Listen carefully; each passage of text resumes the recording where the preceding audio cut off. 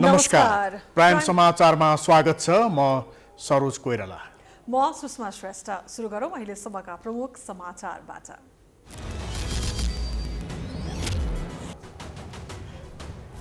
देउवा सरकारले मन्त्रीमण्डल विस्तार गर्न नसक्दा जताततै अस्तव्यस्त, महँगीको मारमा उपभोक्ता, बिचौलियाको बिगबिगी, अनुगमनको प्रभाव देखिएन, जनतामा निराशा बढ्दै। 2 हप्तादेखि थुप्रिएको काठमाडौँको फोहोर व्यवस्थापन गर्न महानगरपालिका र वातावरण विभाग असफल। घर घरमा फोहोरको चाङ, संक्रामक रोग फैलिने खतरा। पार्टी एकताका लागि 10 बुँदे प्रस्ताव कार्यान्वयन गर्न 57 जनाले अघि सारेको शर्तप्रति ओली सकारात्मक। नयाँ पार्टी गठन प्रक्रियाबाट पछि नहट्ने नेपाल समूहको अडान। बेरुजुको नाममा हुने अनियमितता रोक्न सरकार गम्भीर नबन्दा खरबौं रकम गायब। भ्रष्टाचारका काण्डहरू सार्वजनिक हुँदा पनि कारबाही भएन, सम्बन्धित निकाय मौन। आज 2075 जनामा कोरोना पुष्टि, 30 जनाको मृत्यु। अहिलेसम्म पूर्ण मात्रामा खोप लगाउनेको संख्या 38,35,000 भन्दा धेरै। स्वास्थ्य मापदण्ड उल्लङ्घन रोकिएन। तालिबानका संस्थापक नेता बरादर अफगानिस्तानमा नयाँ सरकार गठनको छलफलका लागि काबुलमा। समावेशी सरकार गठन हुने अपेक्षा। र नेपाल क्रिकेट सङ्घ ज्ञानद्वारा त्रिकोणात्मक सिरिजका लागि टिम घोषणा। कप्तान ज्ञानेन्द्र मल्लको नेतृत्वमा 17 सदस्यीय टोलीको नाम सार्वजनिक।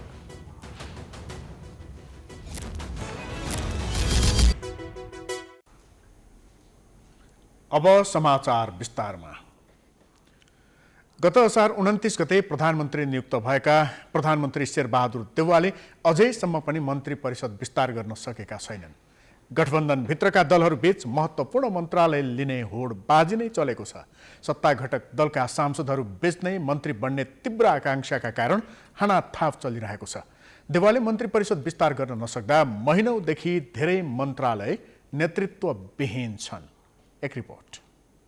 असार 29 गते प्रधानमन्त्री बनेका शेरबहादुर देउवाले 1 महिना बितिसक्दा पनि मन्त्रीमण्डल विस्तार गर्न असफल बनेका छन्। सरकारको नेतृत्व गरिरहेका देउवा अहिले सरकार विस्तारमा भन्दा पनि पार्टीको आन्तरिक किचलो व्यवस्थापनमै केन्द्रित छन्। देउवाले आफ्नै पार्टीबाट सरकारमा पठाउने सांसदको नाम तय गर्न सकेका छैनन्। काङ्ग्रेसभित्र वरिष्ठ नेता रामचन्द्र पौडेल तथा कृष्ण सिटौला पक्षलाई मन्त्रीमण्डलमा समेट्ने विषयमा पनि समझदारी बनिसकेको छैन। वरिष्ठ नेता पौडेलले समेत आफूसँग सल्लाह नगरेको गुनासो गरेका छन्। मेरो यो मन्त्रीमण्डल बन्नमा अलमलमा मेरो एक अंश पनि, एक राति भर पनि मेरो चाहिँ भूमिका छैन। सभापतिजीलाई मैले कहीँ पनि अप्ठ्यारो गरेका छैन, उहाँले गर्न सक्नुहुन्छ होइन। उहाँले सल्लाह माग्नुभयो मसित, ल तपाईँले पनि चाहिँ सजेस्ट गर्नुहोस् मन्त्री भन्नुभयो भने म त्यही अनुसार गर्छु। उहाँले चाहिँ सम्मानजनक है, मैले त यदि सम्मानजनक हैसियत चाहिँ प्राप्त हुन्छ भनेदेखि मैले चाहिँ एउटा चाहिँ योग्य मान्छेहरू, राम्रो मान्छेहरू होइन, पार्टीलाई बदनाम नहुने गरेर, सबैको प्रतिनिधित्व हुने गरेर, समावेशी हुने गरेर होइन मैले सुझाव गर्छु होइन। अब त्यो चाहिँ पनि उहाँले गर्नु भएन भने, उहाँले एक्लै गर्नुभएछ भने पनि चाहिँ अब मैले चाहिँ त्यहाँनिर चाहिँ गर्न सक्ने कुरा के छ र। काङ्ग्रेसको मात्र होइन, सत्ता साझेदार दल नेकपा माओवादी केन्द्र र जसपाको अवस्था पनि खासै फरक छैन। माओवादी केन्द्रका अध्यक्ष दाहालले सबै सांसदले मन्त्री मागेकाले आफू कसलाई बनाउने भनेर तनावमा परेको अभिव्यक्ति दिएका थिए।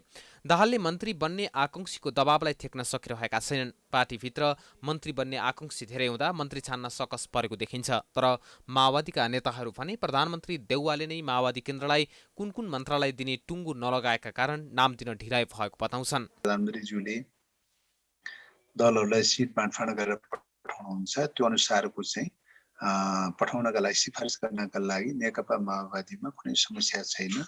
फुल तयारीको अवस्थामा रहेको स्थिति छ। दलहरूको बिचमा आपसी सहमति नै भइसकेको छैन, इन्टरनल कोर्स नै पुरा भइसकेको छैन, कानुनी कोर्स नै पुरा भइसकेको छैन। प्रधानमन्त्रीज्यूले कोटा बाँडफाँड गर्नु भएकै छैन। मन्त्रीमण्डल कुन दललाई कति सिट पर्छ भन्ने कुरा बाँडफाँड गर्नु भएकै छैन। अनि त्यतिकै चाहिँ हावादारी ढङ्गले चाहिँ सिफारिस गरेर पठाउने कुरो त भएन नि। जनता समाजवादी पार्टीका अध्यक्ष उपेन्द्र यादव पनि समस्यामा छन्। मन्त्री बन्नका लागि कतिपय सांसदले गुट परिवर्तन गरेका छन्। मन्त्री बन्न नपाए पुनः गुट परिवर्तन गर्न सक्ने खतरा पनि छ। तर जसपाका नेताहरू पनि पार्टीभित्र विवाद नभएको दावी गर्दै प्रधानमन्त्री देउवालाई नै दोषी देखिरहेका छन्। दोस्रो हाम्रो कुरा के हो भने, हामी भित्रमा अहिलेसम्म सरकारमा जाने कुरा चाहिँ निश्चित छ, तर सरकारमा जाने सवालमा मन्त्रालयको जुन छ नि 5 पार्टीको बिचमा 4 पार्टीको बिचमा मन्त्रालयको भागभन्डा पाउनु पर्यो, हामीले कति पायौँ, त्यसपछि हामी छलफल गर्छौँ र टुङ्ग्याउँछौँ। हामीभित्रमा त्यो नेतृत्वको सवालमा होइन, सरकारमा जाने सवालमा, को जाने सवालमा अहिलेसम्म कुनै छलफल भएको छैन। माधव नेपालजी पनि हुनुहुन्छ, उहाँको पनि पार्टी जुन छ त्यो पार्टीसँगै जाँदाखेरि पूर्णता पाउँछ। हामी अब यो सरकारलाई पूर्णता चाँडै दिन्छौँ। सत्ता घटक दलहरू भने गठबन्धनभित्रको बाध्यताले ढिलो भएको भन्दै माधव नेपाल समूहबाहेक काङ्ग्रेस, माओवादी र जसपाले मन्त्री पठाएर सरकारलाई पूर्णता दिन समस्या नभएको बनावटी जवाफ दिँदै आएका छन्। माधव नेपालको पार्टीले निर्वाचन आयोगबाट दल दर्ताको प्रमाणपत्र नपाएसम्म मन्त्रीमण्डलले पूर्णता पाउने देखिँदैन। विगतमा सबैभन्दा धेरै सङ्ख्यामा मन्त्री बनाएर कीर्तिमान कायम गरेका प्रधानमन्त्री देउवाले यसपटक भने चाहिने जति मन्त्री पनि नियुक्त गर्न नसक्दा दिन प्रतिदिन आलोचना बढिरहेको छ। प्राइम टाइम्स टेलिभिजनका लागि क्यामेरामा भास्कर भट्टाचार्यका साथ प्रकाश बमको रिपोर्ट। नेपालमा दोस्रो लहरको कोरोना महामारी फैलिएसँगै जारी गरिएको निषेधाज्ञा पश्चात खाद्यान्नको बजार भाव पनि बढेको छ। सरकारी निकायले भने अनुगमन र दोषीलाई कारबाही गर्न सकेको देखिँदैन। सरकारले मौन बनेपछि पुराना समस्याहरू जति पनि छन् ती समाधान हुन सकेको छैन भने थप अहिले नयाँ सरकार परिवर्तन भएको छ, जसले गर्दा उपभोक्ता सधैँ मर्कामा पर्ने अवस्थाको अन्त्य भने अझै हुन सकेको देखिँदैन। एक रिपोर्ट। पछिल्लो समय जारी गरिएको निषेधाज्ञा खुकुलो भएसँगै खाद्यान्नको बजार भाव पनि आकाशिएको छ। वैशाख 16 गते जारी गरिएको निषेधाज्ञा अघिसम्म 80 रुपैयाँमा पाइने सामान्य चिउरा हिजो आज विक्रेताहरूले 140 रुपैयाँसम्ममा बिक्री गरिरहेको पाइन्छ। यस्तै दाल, चामल, चिनी, गेडागुडी लगायतका वस्तुहरूमा पनि अत्यधिक मूल्य वृद्धि भएको पाइन्छ। त्यस्तै हिजो आज निषेधाज्ञापछि अण्डाको मूल्य पनि दोब्बर बढेको छ। उपभोक्ताहरूले खाद्यान्न खरिद गर्दा एउटै वस्तुमा 10 देखि 20% वृद्धि भएको पाउने गरेको बताउँछन्। मूल्य पनि पसल अनुसार फरक पाइने गरेको उपभोक्ताहरूको गुनासो छ। खाद्यान्नहरूमा चाहिँ मूल्य वृद्धि भएको मैले धेरै पाएको छु। खाद्यान्न मात्रै होइन, सबै सामानहरूमा अब यो लत्ता कपडाहरू अनि अरू खाद्यान्न लगायतमा चाहिँ 15 देखि 20% वृद्धि भएको चाहिँ मैले चाहिँ त्यो किन्दाखेरि त्यो चाहिँ अनुभव मैले पाएँ। अलिकति त्यस्तै ठाउँमा चाहिँ डबलभन्दा पनि माथि बढेको छ मूल्य वृद्धि भन्नुपर्दा चाहिँ हामीले किनेर खानुपर्ने कुराहरू चाहिँ हरेक ठाउँमा मूल्य वृद्धि भइरहेकै छ। यो मौका हो, हामीले यो फाइदा उठाउनुपर्छ भन्ने सबै मान्छेहरूलाई, व्यापारीलाई छ। कोरोना महामारीका कारण लामो समयसम्म बजार बन्द रहेकाले स्टकमा रहेका सामानहरूमा पनि वृद्धि हुने गरेको पाइन्छ। यता विक्रेताहरूले भने बाहिरबाट सामान ल्याउँदा मूल्य वृद्धि भएकै कारण महँगोमा सामान बिक्री गरेको दावी गर्छन्। केरागुडी सबैमा बढेछ हैन, सबै इन्डियाबाट आउने भएकोले सबैमा बढेछ। यसले धेरै असर पारेछ, किनभने खोज्न आउने हामी त अलिअलि व्यापारी हो हैन, खोज्न आउने कस्टमर चाहिँ पुरानै भाउमा खोज्नुहुन्छ क्या, पहिलाकै रेटमा खोज्नुहुन्छ। अहिले हरेक कुरा 5 रुपियाँ, 10 रुपियाँ, 20 रुपियाँ बढिरहेछ। त्यही भएर धेरै नै असर पारेछ। पहिलाको भन्दा व्यापार एकदम कम भइरहेछ। सरकारी निकायले भने प्रभावकारी अनुगमन र मूल्य वृद्धि गर्नेलाई कारबाहीको दायरामा ल्याउन सकेको छैन। यद्यपि वाणिज्य, आपूर्ति तथा उपभोक्ता संरक्षण विभागले अनुगमन र कारबाहीलाई तीव्रता दिएको दावी गरेको छ। गत आर्थिक वर्षमा 13,000 फर्म तथा उद्योग अनुसन्धान गर्दा अत्यधिक शुल्क असुल गरेको, प्रयोग गर्न मिल्ने अवधि नाघेका वस्तुको बिक्री वितरण लगायतका गतिविधिहरूलाई कारबाही गर्दा 4 करोड रुपैयाँ जरिवाना रकम उठेको विभागको तथ्याङ्कमा उल्लेख छ। यस्तै विभागले 4 करोड रुपैयाँ बराबरका प्रयोग गर्न मिल्ने अवधि नाघेका तथा अखाद्य वस्तु नष्ट गरेको थियो। लागेको लागतभन्दा बढी लागत लाग्यो भनेर अथवा तोकिएको भन्दा बढी मुनाफा लिएर अथवा कम गुणस्तरलाई बढी गुणस्तरको हो भनेर बढी मूल्य लिएको अवस्था भयो भने हामीले कारबाही गरिरहेका छौँ। विभिन्न फर्म कम्पनीहरू चाहिँ व्यवसायहरूलाई हामीले अनुमानका माध्यमबाट कानुनले तोकेको चाहिँ दण्ड सजाय को दायराभित्र ल्याएर कारबाही गरिसकेका छौँ। विभागले अनुसन्धान र कारबाही बढाइरहेको बताउँदा पनि बजारमा भने महँगी कम भएको पाइँदैन। बढ्दो महँगी र कोरोना महामारीसँगै बढ्दो बेरोजगारीका कारण आम उपभोक्ताको चुलो निम्ने अवस्थासम्म आइपुगिसकेको छ। यसरी मूल्य वृद्धि हुँदाखेरि जुन अनुपातमा यो उपभोक्ताको चुलोमा यो अभावको सृजना भइरहेको छ र मूल्य वृद्धिको कारणले चुलो बाल्न गाह्रो भएको छ। चाहे व्यवसाय होस्, चाहे राजनीतिक दलहरूको दबाव होस्, चाहे नेतृत्वको दबाव होस्, उनीहरूको कारणले नियमन निकायले पनि सम्पन्न गर्न सकेको छैन। हामीले जे गरिरहेछौँ त्यो कुरालाई चाहिँ सम्पन्न गराउनलाई हामी दबाब दिन्छौँ, हामीले काम गराउँछौँ। हाम्रो यो जुन हामीसँग आउने गुनासोहरूलाई सम्पन्न नभएसम्म हामी दबाबै दिएर भए पनि हामी नियमन निकायलाई काम गराउँछौँ। शेरबहादुर देउबा नेतृत्वको सरकार बनेपछि जनजीविकाका धेरै समस्या समाधान हुने अपेक्षा गरिएको थियो। तर अहिले देउबा सरकार नागरिकले दैनिक भोग्नु परेका समस्या समाधान गर्न चुकिरहेको छ। विगतमा आलोचित बनेको केपी ओली नेतृत्वको सरकारकै बाटोमा देउबा सरकार हिँडिरहेको आरोप पनि लाग्न थालेको छ। बजारमा बढिरहेको बेथिति नियन्त्रणका लागि देउबा सरकारले आँखा चिम्लिनु जनताका लागि दुःखद पक्ष त हुनै सरकारकै लागि पनि घातक बन्न सक्छ। क्यामेरामा भास्कर भट्टाचार्य र मिलन मगरका साथ दीक्षा गौतम, काठमाडौँ। काठमाडौँ महानगरपालिकाले 15 दिनदेखि फोहोर मैलाको व्यवस्थापन गर्न नसक्दा सहर नै दुर्गन्धित बनेको छ। फोहोर व्यवस्थापनका लागि लैजाने ठाउँ सिस्डोल जाने बाटोमा सडक बिग्रिएका कारण काठमाडौँ उपत्यकामा फोहोर सङ्कलन हुन सकेको छैन। तर जिम्मेवार निकायहरू भने समस्या समाधान गर्नतर्फ केन्द्रित हुन सकेका छैनन्। एक रिपोर्ट।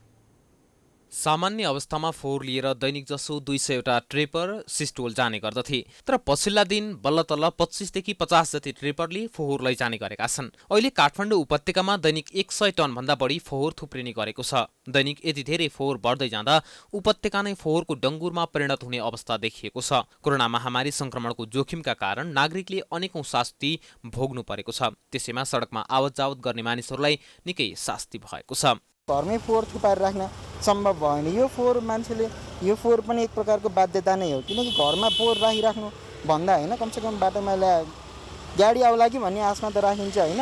त्यो अब त्यही हो, यदि दूरदृष्टि नभएको नेतृत्वकर्ता भयो भने चाहिँ हामीले यस्तो समस्या हरेक वर्ष झेल्नु नै पर्छ। मान्छेमै अब चेतना जागेकै छैन। यो फोहोर फाल्यो भने यस्तो रोग फैलिरहेको छ होइन, हामीले फाल्नु हुँदैन भन्ने छैन। अहिले हामी यहाँ राति राति गोष्ठी पनि बसिरहेका छौँ। राति हामी यहाँ बसेर फाल्नेहरूलाई चाहिँ जरिवाना पनि तिराइरहेका छौँ। अब कहिले फाल्छ भने देखेको पनि छैन। त्यही भएर चाहिँ हामी धेरै तनावमा छौँ। यो फोहोर उठाउनको लागि हामी धेरै रिक्वेस्ट पनि गरिसक्यौँ, उठाउन आइरहेको छैन। पानी परे बेलामा यो सबै खोलामा यसो बगेर गनाएर बस्नै नसक्ने भएको छ। तनावमा छौँ हामी। अब सकभर चाहिँ यो चाँडै उठाइदियोस् भन्ने हाम्रो रिक्वेस्ट छ। काठमाडौँ महानगरपालिकाले गत सोमबार सूचना नै जारी गरेर सहरवासीलाई फोहोर बाहिर ननिकाल्न भनेको थियो। तर यति बेला सडकपेटीमा फोहोर छरिएको अवस्थामा देखिन्छ। काठमाडौँ उपत्यकावासी सडक छेउ र घरभित्रै फोहोर राख्न बाध्य भइरहेका छन्। पसल तथा कार्यालयको फोहोरले पनि सडक दुर्गन्धित बनेको छ। झरी मौसम भएकाले बाटोमा थुपारिएका फोहोर समेत बगेर छरपष्ट हुन थालेपछि झनै समस्या पैदा भएको छ। फोहोर व्यवस्थापन गर्ने स्थान र सडकको अवस्था हेर्ने हो भने तत्कालै काठमाडौँ उपत्यकाको फोहोर उठ्ने सम्भावना देखिँदैन। झन्डै 150 गाडीहरू प्रतिदिन सिस्डोल ल्यान्डफिल साइडमा हामीले व्यवस्थापन गर्छौँ फोहोर होइन। तर के भयो भने अहिले 50 वटा भन्दा पनि बढी जान सकेन। 100 वटा गाडीहरू त यही सहरमै होल्डिङ भयो क्या। त्यस कारणले फोहोरको समस्या हो। र फोहोर त्यहाँ नजानुको मेन कारण के हो भने 80 मिटर हाइटमा तपाईँको फोहोरको पहाड छ। त्यो पहाडलाई छिचलेर हामीहरूले गाडी माथि लिएर जानुपर्छ। र त्यो फेरि सडक पनि अब माटो माथिको सडक भएको भए वा ग्राभेल गरेको भए हुन्थ्यो। फोहोर माथिको सडक भएको हुनाले गाडी जान नसकेको स्थितिमा यो कन्डिसन आएको। यसलाई अब हामीले आज पनि हामीले अब ग्राभेल यहीँबाट पनि लिएर गएर 50 टी ग्राभेल त्यहाँ व्यवस्थापन गरेर आज ढिलो समयसम्म रातको समयसम्म भए पनि फोहोर तपाईँ हामीले विसर्जन गर्नुपर्छ है भन्ने हिसाबले हामीले कर्मचारी हटाएका छौँ। काठमाडौँमा फोहोर सङ्कलन नहुने समस्या नयाँ भने होइन। वर्षायाम लागेसँगै काठमाडौँको फोहोर मैलाको दुर्गन्धित डङ्गुर गल्ली र सडकमा देखिनु नयाँ विषय होइन। नउठाएको फोहोर र लगातारको झरीका कारण यत्रतत्र छरिएर दुर्गन्धित फैलिरहेको छ। निरन्तरको वर्षाले सडक चोकमा फालिएका फोहोर कुहिएर दुर्गन्ध बढेको छ। कुहिएका फोहोरले घरभित्रै रोग जन्माउने खतरा पनि बढेको छ। जथाभावी फालिएका फोहोर बगेर घर घरमा छिरेको छ। यही कारण हैजा जस्ता संक्रामक रोग फैलिन सक्ने खतरा बढेको छ। फोहोरहरू नउठ्दाखेरि चाहिँ त्यो अब जस्तो भनौँ न नजिकै वरिपरि हाम्रो चाहिँ समुदायभित्र पनि त्यो फोहोरहरू हुन्छ। र त्यो फोहोर अब कस्तो हुन्छ भन्दाखेरि चाहिँ त्यो फोहोरहरू चाहिँ हामीले कुनै कारणवश चाहिँ घरसम्म आइपुग्न पनि सक्छ होइन, हिँडेर या अरू कुनै कारणले गर्दाखेरि। त्यो भएपछि चाहिँ अझ विशेष गरेर चाहिँ छेउछाउमा कुनै त्यस्तो खाने ठाउँहरू छ भने चाहिँ त्यो त्यहाँ पुग्यो भने चाहिँ पक्कै पनि झाडा पखालाहरू भयो, हैजाकै कुराहरू आउला, टाइफाइडकै कुराहरू आउँछ। यस्तो खालको जुन हाम्रो जहिले पनि वर्षेनी देखिने जुन समस्या छ त्यो देखिन सक्ने सम्भावना रहन्छ। त्यो भएको हुनाले चाहिँ अब हाम्रो लागि चाहिँ यो फोहोरहरू नउठ्नु होइन, नहुनु भनेको त त्यो त अब एकदमै रोग निम्त्या जस्तै हो क्या त्यो। शहरी विकास मन्त्रालयले पनि लामो समयदेखि सञ्चालनमा ल्याउने भनेको बन्चरे डाँडाको ल्यान्डफिल्ड साइट सुचारू गर्न सकेको छैन। सो स्थान हस्तान्तरण गर्न साथ उपत्यकाको फोहोर बन्चरे डाँडामा पठाइने दाबी महानगरले गरेको पनि वर्षौं भयो। फोहोर मैला व्यवस्थापनको अधिकार कानून त स्थानीय तहमा रहे पनि उपत्यकाको फोहोर व्यवस्थापन गर्नबाट स्थानीय सरकारहरू भाग्दै आएका छन्। नेकपा एमालेको अन्तर्द्वन्द्वमा नेता माधव नेपालसँगै रहेका तर पार्टी विभाजनमा साथ नदिएका नेताहरूले एकताका लागि विज्ञप्ति जारी गरिसके नयाँ बहस सुरु भएको छ। कार्यदलले तयार पारेको 10 बुँदे प्रस्ताव कार्यान्वयन गर्न तेस्रो धारका नेताहरूले ओली र नेपाल दुवै पक्षलाई दबाब दिएका छन्। ओली पक्षले तेस्रो धारका नेताहरूको मागमाथि छलफल गरिरहेको छ, तर माधव नेपालले भने खासै महत्त्व दिएका छैनन्। एक रिपोर्ट। नेकपाको विघटन भएर एमाले बिउतिएपछि पार्टीभित्र भएको अन्तर्द्वन्द्वमा वरिष्ठ नेता माधव नेपाललाई साथ दिए पनि अहिलेसम्म नेकपा एमालेमै रहेका नेताहरूले शुक्रबार छुट्टै भेला गरेका थिए। स्थायी कमिटी सदस्य, केन्द्रीय कमिटी सदस्य र सांसदहरूसहित 57 जनाको उपस्थितिमा भएको उक्त भेलाले एमालेलाई एकताबद्ध बनाउन अझैसम्मको प्रयास गर्ने निष्कर्ष निकालेको छ। पार्टीलाई एकताबद्ध बनाउन अध्यक्ष केपी ओली र नेता माधव नेपालको नै प्रमुख भूमिका रहनेमा उनीहरूले जोड दिएका छन्। एकताका लागि अध्यक्ष ओलीले एमालेको विवाद समाधान गर्न गठित कार्यदलले गरेको 10 बुँदे सहमतिलाई विवेक र जिम्मेवारी बोधका साथ अक्षर र भावना अनुरूप तत्काल कार्यान्वयन गर्नुपर्ने उनीहरूले बताएका छन्। साथै नेता नेपाल लगायत 14 जना सांसदमाथिको कारवाही फिर्ता हुनुपर्नेमा पनि उनीहरूको जोड छ। केपी ओली कमरेडको अध्यक्षतामा बसेको बैठकले 10 बुँदेलाई अनुमोदन गर्यो। यता माधव नेपालले अध्यक्षता गरेको केन्द्रीय कमिटीले पनि 10 बुँदेलाई अनुमोदन गर्यो। तर त्यो एक ठाउँमा भेट भएन, जसले गर्दा यो कार्यान्वयन छैन। त्यसकारणले यो 10 बुँदे मैले स्वीकार गरेँ भनेर पुगेँ। यो कार्यान्वयन गर्नका लागि बनेको भनाइ छ नि, कुराले चिउरा भिज्दैन। त्यसकारणले केपी ओली कमरेडको नेतृत्वमा 10 बुँदे अक्षरशः लागू हुने परिस्थितिको निर्माण। कमरेड केपी ओलीले 10 बुँदेलाई अक्षरशः पालना गर्नुपर्छ। 10 बुँदा भन्ने बित्तिकै 10 बुँदा सँगसँगै 10 बुँदा कायम गर्दाखेरि माइनुट पनि लेखिया छ। 10 बुँदालाई कसरी चाहिँ कार्यान्वयन गर्ने भन्ने सन्दर्भमा त्यो माइनुट सहितको 10 बुँदाको कुरा गरे हो। यदि यस्तो भएको अवस्थामा एमालेलाई एकताबद्ध बनाउनलाई एउटा जगको तयार हुन्थ्यो। सँगसँगै जसरी अहिले चाहिँ हामीले यो माधव कमरेडलाई पनि नयाँ पार्टी निर्माणको बाटो त्यागेर एमाले निर्माणमै हामी अगाडि जाउँ भनेर हामीले आह्वान गरेका छौँ। त्यो उहाँले त्यसरी गर्ने सक्ने स्थिति भयो भने एकताबद्ध एमाले बनाउन फेरि पनि हामी सक्छौँ। मध्यमार्गी नेताहरूको विज्ञप्तिपछि छलफलको लागि अध्यक्ष ओलीले स्थायी कमिटी बैठक बोलाउने तयारी गरेका छन्। एमाले स्थायी कमिटी सदस्य सुभाष चन्द्र नेमाङले प्राइम टाइम्स टेलिभिजनसँग कुरा गर्दै मध्यमार्गी नेताहरूको मागप्रति सकारात्मक भएको बताएका छन्। स्थायी कमिटीमा छलफल गरेर 10 बुँदे सहमतिलाई शीघ्रताको साथ अगाडि बढाउने ओली पक्षका नेता हिक्मत कार्की बताउँछन्। नेकपा एमालेको स्थायी कमिटीले, नेकपा एमालेको केन्द्रीय कमिटीले हामी आफै भएको बैठकले यसलाई आत्मसात गरेको छ। यसको कार्यान्वयन पनि केही ठाउँमा सुरु भयो, यद्यपि केही प्रश्नहरू उठाइएका छन्। अस्तिको दिन 9 जना स्थायी कमिटीको नेता कमरेडहरूले त्यसको अक्षरश कार्यान्वयनको लागि माग गर्दै यसले एकतालाई बलियो बनाउँछु भन्नुभएको छ। यसको कार्यान्वयन हुन्छ। म तपाईँलाई भन्न चाहन्छु 3 दिनभित्र स्थायी कमिटीको बैठक बस्छ र बैठकले यसलाई पूर्ण रूपमा कार्यान्वयन गरेर जान्छ। तर तेस्रो धारका नेताहरूले महत्त्वका साथ अघि सारेको 14 जना सांसदलाई गरिएको कारवाही फिर्ता गर्नुपर्ने मागप्रति ओली पक्ष सकारात्मक बन्न सकेको छैन। सल्लाह गरी पार्टी विभाजनको लागि के गर्दाखेरि पार्टी विभाजन गर्न सकिन्छ भनेर सल्लाह गरेर जब अध्यादेश ल्यायो त्यसपछि भने अब उहाँहरू पार्टीमा रहनुहुन्न। त्यसैले पार्टीमा उहाँहरू नरहने भइसके पछाडि यति 14 जना साथीहरू चाहिँ हाम्रो पार्टीमा अब हुनुहुन्न है भनेर हामीले हाम्रो संसदीय दलको सदस्य उहाँहरू रहनुहुन्न भनेर पार्टीको तर्फबाट निर्णय गरेर अगाडि बढाएको प्रक्रिया हो। यो फिर्ता हुँदैन। माधव नेपाल समूहलाई दल दर्ताको प्रक्रिया स्थगन गर्न मध्यमार्गी नेताहरूले भने पनि उनीहरू यसका लागि तयार देखिँदैनन्। आफूहरू नयाँ कोर्समा अगाडि बढिसकेकाले दल निर्माणबाट ब्याक हुने सम्भावना नरहेको प्रस्तावित नेकपा एकीकृत समाजवादीका नेता मेटमणि चौधरीको भनाइ छ। त्यो सम्भावना छैन। अब एउटा कोर्समा नेपाल कम्युनिस्ट पार्टी एकीकृत समाजवादी अगाडि बढिसकेको छ। यसले आफूलाई समृद्धि अझ समृद्धि थप्दै बृहत टाइपका समृद्धि निर्माण गर्ने, एकीकृत टाइपको कम्युनिस्ट पार्टी निर्माण गर्ने र डुब्न थालेको विसर्जनको बाटोमा अगाडि बढिसकेको नेपालको कम्युनिस्ट आन्दोलनलाई फेरि पुनर्स्थापित पुनर्जीवित गर्ने ठाउँमा हामी पुगेका छौँ।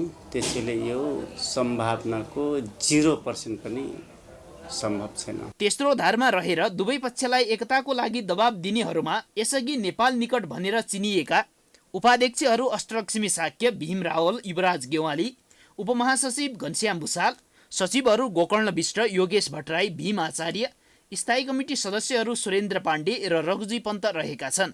उनीहरूको प्रयास कहाँ पुगेर टुङ्गिन्छ भन्ने चाहिँ समयले नै बताउला।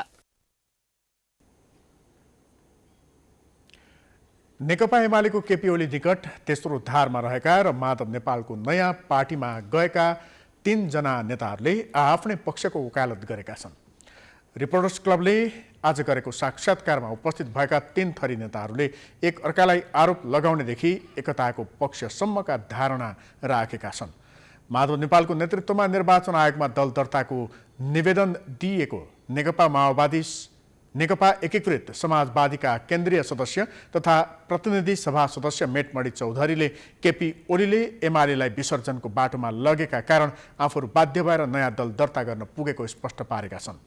चौधरीले एमाले अध्यक्ष केपी शर्मा ओलीले नेपालको कम्युनिस्ट आन्दोलन ध्वस्त पार्ने कसम र क्रिया खाएकाले यो अवस्था आएको आरोप लगाएका छन्।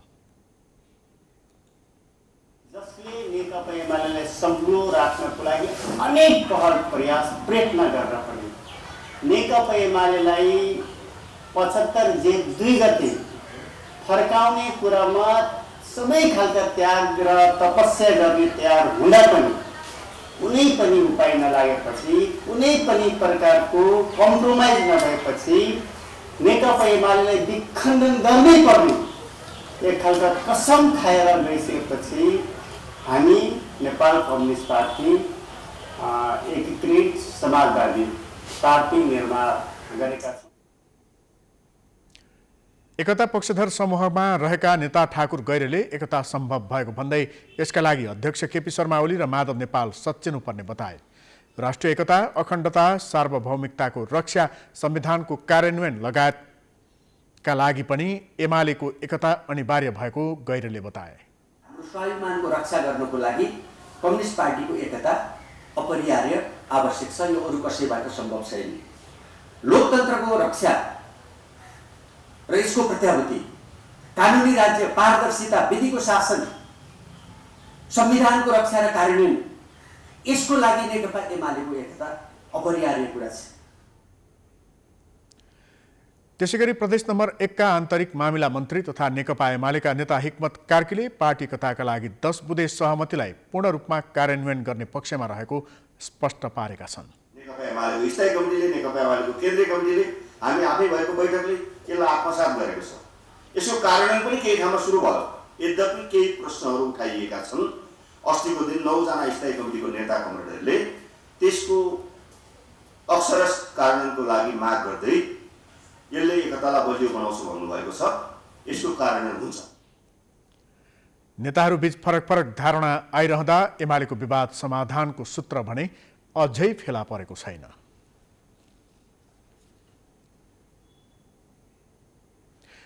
समाचारको सिलसिला अझै जारी छ। हामी विश्रामपछि आउँछौँ। विश्रामपछि स्वागत छ। अब बाँकी समाचार। प्रधानमन्त्री शेरबहादुर देउवाले नेपालको मौलिक कला संस्कृतिको संरक्षण गर्न सरकार प्रतिबद्ध रहेको बताएका छन्। शनिबार ललितपुरमा ज्यापू समाज ज्येष्ठ नागरिक आनन्द निकेतन भवन उद्घाटन गर्दै प्रधानमन्त्री देउवाले नेपालको कला संस्कृति मुलुकको पहिचान भएको भन्दै यसको संरक्षण गर्न सरकार प्रतिबद्ध रहेको बताएका हुन्। हस्तकला, मूर्तिकला, चित्रकला आदिको माध्यमबाट नेपालको कला संस्कृति विश्वभर चिनाउनु ज्यापू समाज ललितपुरले भूमिका खेलेको भन्दै उनले प्रशंसा समेत गरे। ज्यापू समाज स्थापना कालदेखि नै ज्यापू समाजको मौलिक कला, सांस्कृतिक सम्पदा, संस्कार एवं सभ्यताको संरक्षण सम्बन्धन लगायतका उक्त समुदायको सर्वाङ्गीण हितमा अन्तर्गत रूपमा लागिरहेको कुरामा पनि जानकार नै छु। हस्तकला, चित्रकला, मूर्तिकला आदिको माध्यमबाट नेपालको कला र संस्कृतिलाई विश्वभर चिनाउने ज्यापो समुदाय, त्यसमा पनि ज्यापो समुदाय ललितपुरले गरेको योगदानलाई प्रशंसा गर्दै यस्ता कार्यको संरक्षण, सम्वर्धन र प्रवर्धन गर्न नेपाल सरकार सदैव तयार रहनेछ।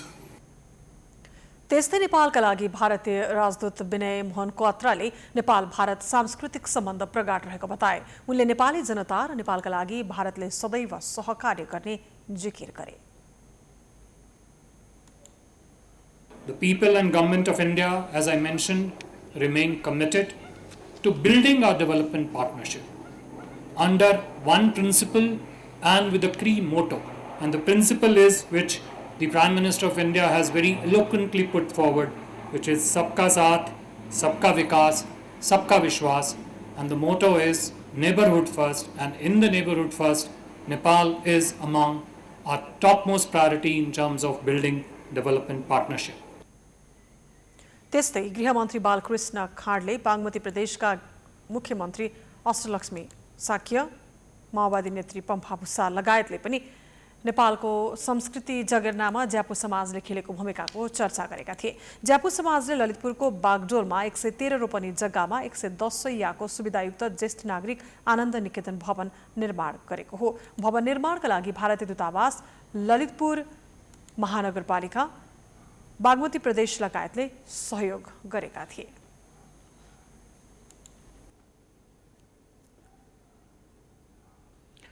सरकारले र सरकारी निकायले कात्रो खरिदमा पनि अनियमितता गरियो भन्दा अचम्म मान्नु पर्दैन। जुन महालेखा परीक्षकको कार्यालयले सार्वजनिक गरेको 58औं प्रतिवेदनबाट पुष्टि हुन्छ। कोरोना महामारीको मौकामा जसरी आर्थिक अनियमितता भयो त्यो हेर्दा भ्रष्टाचार नियन्त्रणका लागि सरकार पूर्ण रूपमा असफल भएको मान्न सकिन्छ, जुन कुरा महालेखाको प्रतिवेदनले औल्याएको छ। एक रिपोर्ट। महालेखा परीक्षकको कार्यालयले 58औं प्रतिवेदन सार्वजनिक गरेसँगै देशका विभिन्न निकाय मार्फत भएका अनियमितता तथा बेरुजु रकमको नाममा हुने भ्रष्टाचार छर्लङ्ग भएको छ। महालेखाले कोरोना महामारीको समयमा नागरिकको स्वास्थ्यसँग खेलवाड गरेको कुरालाई छुट्टै नै प्रकाशित गर्दै विशेष महत्त्व दिएको छ।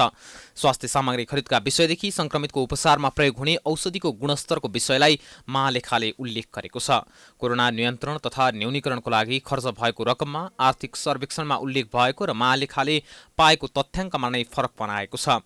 स्वास्थ्य सामग्री खरिदको मूल्याङ्कन समिति नै ऐन विपरीत भएको भन्दै महालेखाले प्रश्न उठाएको छ। यसरी महामारीको बेला पनि सरकारी निकाय र तिनका जिम्मेवार व्यक्तिहरूले अनियमित खर्च गर्नको लागि कुनै लाज मानेनन्। तर नियमित अनुगमन र कारबाही नगर्दा यसले झन् ठूलो समस्या निम्तिँदै जाने अर्थविद डाक्टर विश्वम्बर प्याकुरेलको भनाइ छ। यसले यो जुन स्थिति क्रिएट गरेको छ, सिर्जना गरेको छ, यसमा अविलम्ब निर्णय गर्नुपर्ने, असुली गर्नुपर्ने र अनियमित भएको बेरुजुमा कारबाही गर्नुपर्ने कुरालाई सरकारले अगाडि बढाएर यो सार्वजनिक खर्च व्यवस्थापनमा सरकारले सुधार लिएर आएर ऋण तिर्न सक्ने क्षमतामा जुन राशा छ अहिले यसलाई कसरी बढाउन सकिन्छ भन्ने विविध पक्षमा सरकारले छलफल गरेको खण्डमा केही उपाय हुन सक्छ। स्वास्थ्य सामग्री खरिद गर्दा जिम्मेवारी नतोकिएको व्यक्तिसँग सम्झौता गर्नु कानुन विपरीत भएको प्रतिवेदनमा उल्लेख छ।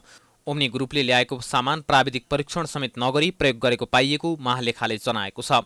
त्यस्तै ओम्नीले सरकारसँग गरेको सम्झौता अनुसार सामान आपूर्ति गर्न नसकेपछि सम्झौता गर्दा राखेको 5,17,000 अमेरिकी डलर धरौटी जफत गरे पनि सरकारले बाँकी असुल नगरेको महालेखाले औल्याएको छ। त्यस्तै स्वास्थ्य सेवा विभागले स्वाब सङ्कलनमा चाहिने भिटिएम खरिदमा समेत चलखेल गरेको महालेखाले उल्लेख गरेको छ। गुणस्तर परीक्षण नै नगरी अर्कै कम्पनीको उत्पादन खरिद गरेको पनि प्रतिवेदनमा उल्लेख छ। त्यस्तै कोरोना उपचारमा आवश्यक 11 प्रकारका औषधि खरिद गरी 2,43,65,000 भुक्तानी दिएकोमा ती औषधि गुणस्तरहीन पाइएको महालेखाले जनाएको छ। त्यस्तै कोरोना परीक्षणको हजारौं किट खेर गएको र त्यसले आर्थिक भार थपेको महालेखाले उल्लेख गरेको छ। स्वास्थ्य सेवा विभागले गत वर्ष 2 आपूर्तिकर्तासँग 27,81,83,000 मूल्यका 3,96,445 थान आरडीटी किट बोलपत्र र वार्ता गरी खरिद गरेको थियो। खरिद गरेको मध्ये 3,12,402 थान मात्रै प्रयोग भएको थियो। किटको आवश्यकता र प्रयोगको औचित्यका बारेमा विस्तृत अध्ययन विश्लेषण नगरी गरिएको खरिद र प्रयोगबाट सरकारी स्रोत साधनको गलत उपयोग भएको महालेखाको प्रतिवेदनमा उल्लेख छ। त्यस्तै महालेखाले कोरोनाको जोखिम बढेसँगै चीनबाट ल्याइएका 187 जना नागरिकको प्रतिव्यक्ति खर्च 7,10,000 भएको उल्लेख गर्दै खर्च गर्ने नीतिमाथि प्रश्न उठाएको छ। त्यस्तै कोरोनाको बिमा गरेका मध्ये 6 अर्ब 16 करोड 61 लाख भुक्तानी नगरेको विषयलाई पनि महालेखाले उठाएको छ। त्यस्तै माग बिना नै विभिन्न अस्पताल तथा 18 जिल्ला प्रशासन कार्यालयलाई क्वारेन्टिन व्यवस्थापन गर्न भनी 5 करोड 18 लाख भुक्तान गरिएको विषयलाई महालेखाले प्रतिवेदनमा उल्लेख गरेको छ। त्यस्तै स्वास्थ्य मन्त्रालय लगायत विभिन्न निकायलाई स्वास्थ्य सामग्री खरिदको नाममा खर्च शीर्षक एकिन्नै नगरी 23 करोड 48 लाख भुक्तान गरेको प्रतिवेदनमा उल्लेख छ। कोरोना नियन्त्रणको नाममा स्वास्थ्य मन्त्रालयसहित मातहतका निकायबाट कोरोनासँग असम्बन्धित कार्यमा 23 करोड 29 लाख खर्च भएको उल्लेख गरेको छ। त्यस्तै 4 करोड 85 लाख मूल्यका 51 प्रकारका स्वास्थ्य सामग्रीका लागि लागत अनुमान स्वीकृत नगरी अन्य अस्पतालको दर रेटको आधारमा सोझै खरिद गरेको विषय पनि उल्लेख गरिएको छ। त्यस्तै विभिन्न स्वास्थ्य सामग्री खरिद गर्दा 4 करोड 97 लाख 37 हजारको सामग्री बिमा दायित्व एकिन नगरी खरिद गरेको उल्लेख छ। तिनै तहका सरकारबाट कोरोना कोष र विनियोजित रकमबाट 2077 असार मसान्तसम्म कोरोना कोषबाट 1 अर्ब 3 करोड 70 लाख, संघीय सरकारबाट 4 अर्ब 81 करोड 68 लाख, प्रदेश सरकारबाट 1 अर्ब 49 करोड 70 लाख र स्थानीय तहबाट 6 अर्ब 19 करोड 31 लाख गरी 13 अर्ब 54 करोड 39 लाख खर्च भएको भनिए पनि महालेखालाई प्राप्त भएको विवरणमा संघीय सरकारबाट 4 अर्ब 79 करोड 85 लाख, कोरोना कोषबाट 1 अर्ब 3 करोड, प्रदेश सरकारबाट 2 अर्ब 94 करोड 32 लाख र स्थानीय तहबाट 7 अर्ब 74 करोड खर्च भएको उल्लेख छ। नेपालमा शनिबार थप 2075 जनामा कोरोना पुष्टि भएको छ। देशभर गरिएको 7,703 पीसीआर परीक्षणका क्रममा 1,424 र 5,372 एन्टिजेन परीक्षणका क्रममा 651 जनामा कोरोना संक्रमण पुष्टि भएको स्वास्थ्य मन्त्रालयले जनाएको छ। अहिले कुल परीक्षणको 19.5% संक्रमण देखिएको मन्त्रालयको तथ्याङ्कले देखाउँछ। यो सँगै नेपालमा कोरोना संक्रमितको संख्या 8,25,722 पुगेको छ। त्यस्तै कोरोनाकै कारण थप 30 जनाको मृत्यु भएको छ। हालसम्म नेपालमा 10,485 जनाले कोरोनाकै कारण ज्यान गुमाएका छन्। त्यस्तै थप 2,382 संक्रमित कोरोना मुक्त हुँदा हालसम्म नेपालमा 6,95,925 जना निको भएका छन्। हाल नेपालमा 39,321 सक्रिय संक्रमित आइसोलेसनमा रहेका छन्। तीमध्ये 718 जना आइसियुमा र 166 जना भेन्टिलेटरमा उपचार गराइरहेका छन्। विगत 24 घण्टामा 64,000ले कोरोना विरुद्धको खोप पनि लगाएका छन्। अहिलेसम्म पूर्ण मात्रामा खोप लगाउनेको संख्या 38,35,000 नागेको मन्त्रालयले जनाएको छ।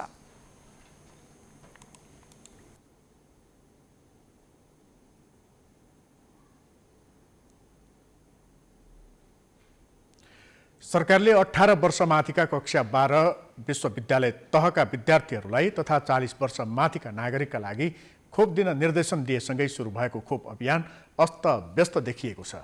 कोरोना महामारी फैलिरहे पनि खोप केन्द्रमै स्वास्थ्यका मापदण्डहरू पालना भएको देखिँदैन। एक रिपोर्ट। हाल काठमाडौँ महानगरपालिकाको 32वटै वडा तथा खोप केन्द्रहरूबाट कक्षा 11 र 12 तथा विश्वविद्यालय तहका विद्यार्थी तथा 40 वर्षका माथिका नागरिकहरूलाई खोप उपलब्ध गराइँदै आएको छ। खोप लगाइँदै गर्दा खोप केन्द्रहरूमा निकै अनियन्त्रित भिडभाड देखिएको छ। यस्तै खोप केन्द्रको व्यवस्थापन पनि फितलो देखिएको छ। खोप केन्द्रमा खोप लगाउन पुगेका आम नागरिकहरू खोप केन्द्रमा लामो समयसम्म लाइन बस्दा पनि कुपन नपाउने र भनसुनकै आधारमा आएका मानिसहरूले मात्रै कुपन पाउने गरेको बताउँछन्। बिहान बिहान आउँछ होइन, बिहान बिहान आएर लाइन लाग्ने मान्छे पछि पछि आउने मान्छेले पनि टोकन पाइरहेछ क्या, त्यो भइरहेछ। जस्तै हामीभन्दा धेरै पछाडि पछाडि मान्छेले पनि टोकन पाइरहेछ। अब यो कसरी भइरहेछ हामीलाई थाहा छैन। उहाँ जान्छौँ टोकन छैन भन्छ होइन। अब यहाँ पछाडि लाग्ने मान्छेहरू पनि हेरिरहेको छु, हामी बिहानै 6 बजी आएको मान्छे हामीसँग टोकन छैन अहिले। त्यो प्रब्लम चाहिँ मैले यहाँ देखेँ होइन। बाँकी सोसियल डिस्टेन्स केही पनि छैन, सबै यस्तै हो। पावर हुनुलाई चाहिँ टोकन हुन्छ, अनि अब पछि आउने यताउता पावर नहुने त्यति साह्रो दिँदैन टोकनहरू, आफ्नो मान्छे हाले हुन्छन्। अब बिहानदेखि कुर्नुपर्छ, त्यति लाइन बस्नुपर्छ। लाइन पनि अब सामाजिक दूरी कायम गरिरहेको छैन। अब अलिक झप यताउता गरेका कोरोना भनेछन्, सबै लापरवाही तरिकाले चाहिँ लाइन बसेका छन्। यस्तै केही भने खोप केन्द्रमै भिडभाड देखिएपछि कोरोना संक्रमण हुने डर भएको बताउँछन्। खोप केन्द्रमा शौचालयको व्यवस्थापन, भिड व्यवस्थापन निकै कमजोर रहेको गुनासो गर्छन्। यो चाहिँ राम्रो छैन, यो चाहिँ किनकि अब सबैजना कहाँ कहाँबाट विभिन्न ठाउँबाट आउँछ अनि सबै ताँसिएर बसेको हुन्छ।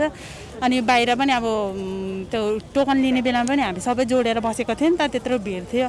यहाँको व्यवस्थापन चाहिँ अलि अहिले ठिक किसिमको छैन, किनकि यहाँ दूरी कायम गर्नु पनि दूरी कायम गरिएको छैन है। अहिले सही अब यस्तो डरको अवस्थामा मान्छेहरूलाई सही किसिमबाट कसरी राख्ने भनेर दूरी कायम गरेर मान्छेहरूलाई एउटा नियमअनुसार राख्नुपर्ने त्यो व्यवस्था पनि ठिक छैन। त्यति हो। खोप केन्द्रमा देखिएको भिडभाडले झनै जोखिम बढ्न सक्ने जनस्वास्थ्यविदहरूले बताएका छन्। सरकारले साँगुरो भन्दा पनि खुला ठाउँमा खोप केन्द्र सञ्चालन गर्न आवश्यक रहेको जनस्वास्थ्यविद डाक्टर बाबुराम मरासिनी बताउँछन्।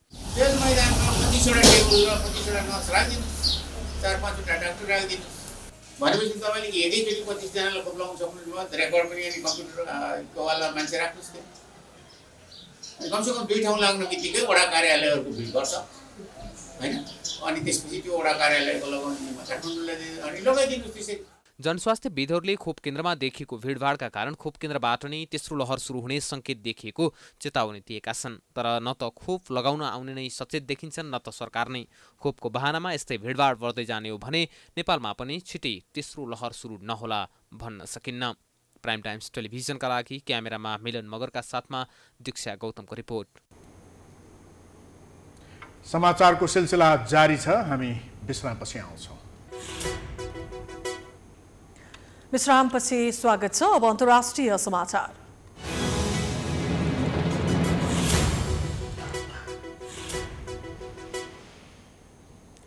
तालिबानका संस्थापक मध्येका एक नेता मुल्लाह अब्दुल गनी बरादर अफगानिस्तानमा नयाँ सरकार गठनको छलफलका लागि राजधानी काबुल पुगेका छन्। उनी अफगानिस्तानमा भएका तालिबान नेता मध्ये सबैभन्दा वरिष्ठ नेता हुन्, जसले अफगानिस्तानबाट अमेरिका फर्किने प्रारूप तयार गरेको अमेरिकासँगको सम्झौतामा हस्ताक्षर गरेका थिए।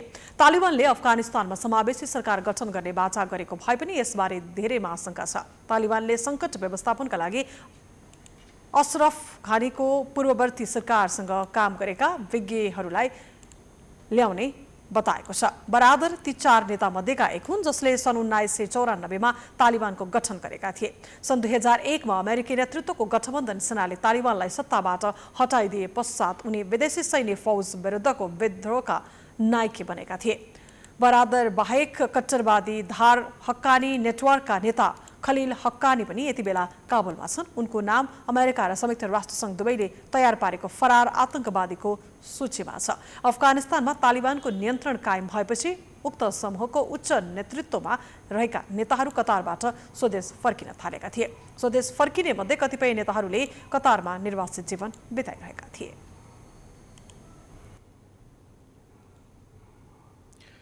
अब खेलकुद समाचार।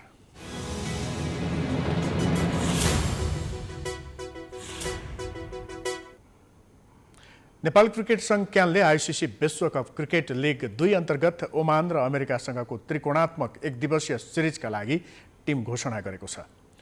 क्यानले आज ज्ञानेन्द्र मल्लको कप्तानीमा 17 सदस्यीय टिमको घोषणा गरेको हो। बलर गुलसन झा पहिलो पटक राष्ट्रिय टोलीमा परेका छन्। उनले मेयर्स कप 1 दिवसीय क्रिकेटमा उत्कृष्ट प्रदर्शन गरेका थिए। टिममा दिपेन्द्र सिंह ऐरीलाई उपकप्तान तोकिएको छ। कुशल भुर्तेल, आसिफ शेख, आरिफ शेख, कुशल मल्ल, विनोद भण्डारी, करण केसी, सोमपाल कामी, पवन सर्राफ, अविनाश बोहरा, रोहित पौडेल, सुसन भारी, शरद भेषवाकर र विक्रम शोभ टिममा परेका छन्।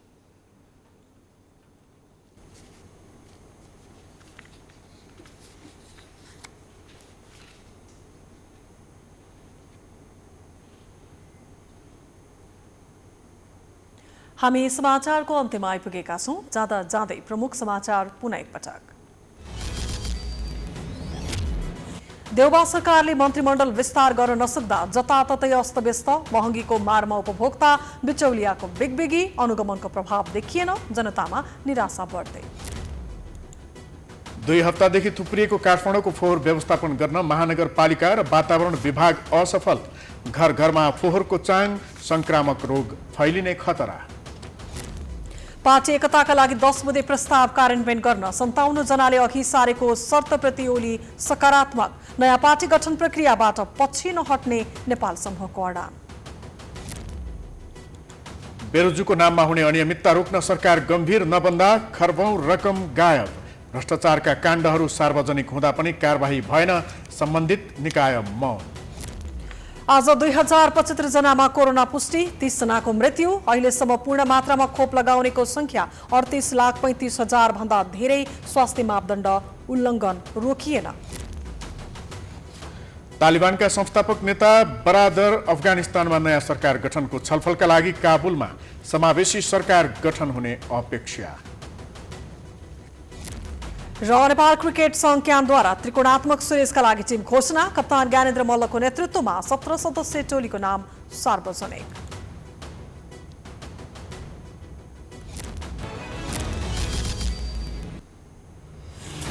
समाचार अहिलेलाई सकियो। यसपछि धमलाको हमला हेर्न सक्नुहुनेछ। हेर्दै गर्नुहोला प्राइम टाइम्स टेलिभिजन। नमस्कार।